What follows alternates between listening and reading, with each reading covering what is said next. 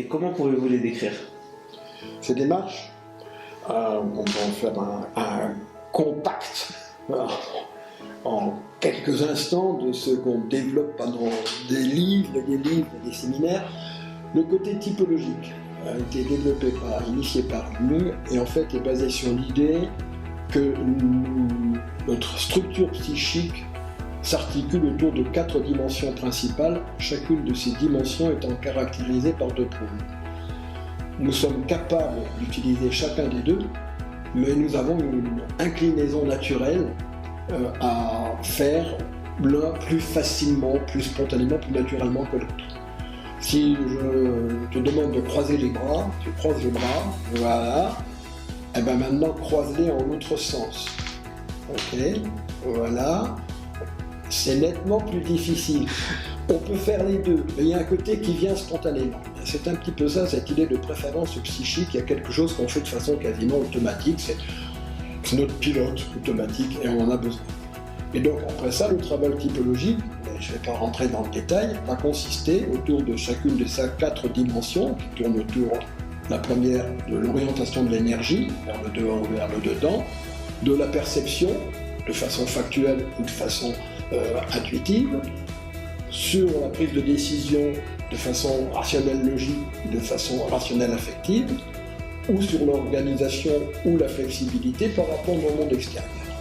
À partir de là, on a un schéma d'ensemble de la psyché dont la force principale dans l'approche jungienne n'est pas seulement d'avoir une description sur 4 dimensions, mais de pouvoir identifier la manière dont cette articulation de fonctions va se développer au cours du temps, va créer une dynamique de la psyché qui fait que progressivement, nous allons, au cours du temps, ajouter des cordes à notre instrument de musique, de façon à devenir ce que Jung appelle un individu, c'est-à-dire une personne autonome en interaction avec son environnement.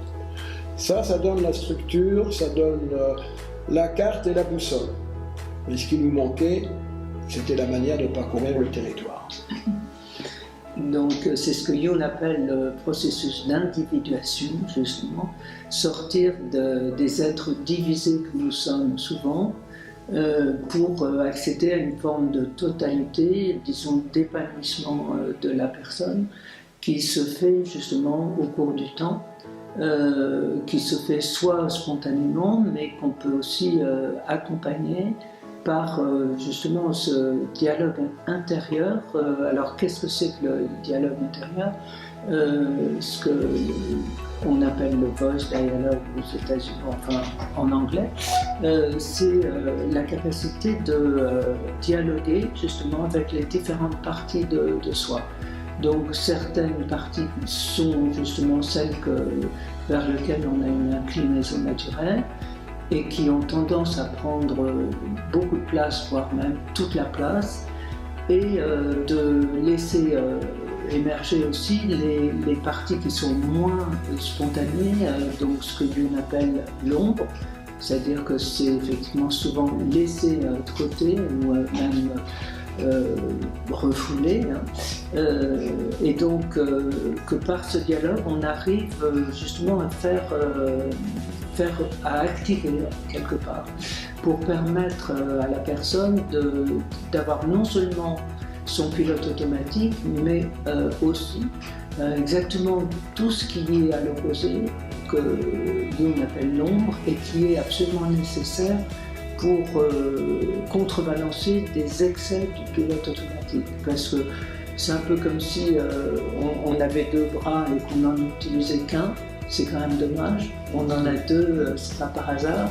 Et donc, le pilote automatique, ça serait un petit peu le bras droit, en tout cas le bras préféré.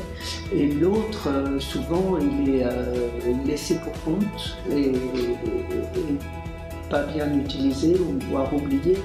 Et du coup, il agit souvent en négatif, parce qu'il existe toujours, mais il agit en négatif. Par exemple, quelqu'un qui serait très rationnel, logique, et qui, poussé à l'extrême, n'a pas accès à ses sentiments, ne ressent même quelquefois pas grand-chose.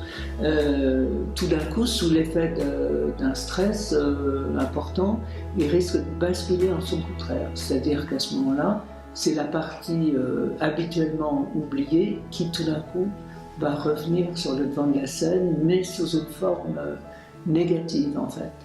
Si je reprends cette personne-là qui serait plutôt très, très logique et qui, poussée à l'extrême, oublierait les sentiments, en période de stress, au contraire, il va devenir hypersensible et donc il ne va plus savoir où il habite, quoi, quelque part. Donc, le fait de pouvoir dialoguer avec des parties de soi, ça peut sembler curieux quand on ne l'a pas vu. C'est un petit peu comme, c'est pas du théâtre, hein, mais c'est un petit peu comme si chaque partie de soi, on lui donnait une place, et donc chacune peut s'exprimer à tour de rôle et donner son point de vue sur une problématique. Donc ce qu'on va essayer d'instaurer chez nos clients, c'est cette capacité à tenir ensemble des opposés, c'est-à-dire à être à la fois rationnel, logique, certes, mais aussi à prendre le temps d'écouter ce qu'il ressent. Ou inversement, si c'est quelqu'un qui est plutôt d'ordre sentiment, c'est d'accord d'avoir plutôt cette inclinaison naturelle, mais d'avoir aussi accès à un recul, une réflexion objective qui lui permet à ce moment-là d'atteindre un certain équilibre, toujours instable, mais qui va le rendre justement plus complet.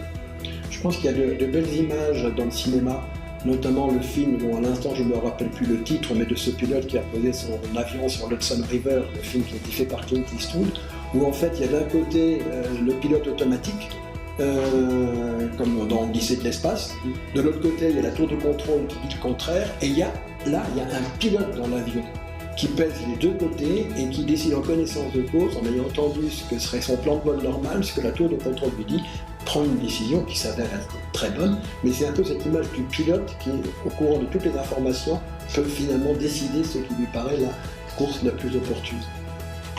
Très bien. Et qui du coup peut s'adapter à toutes les situations et n'a pas le côté rigide que pourrait avoir le pilote automatique quand il est toujours sur on.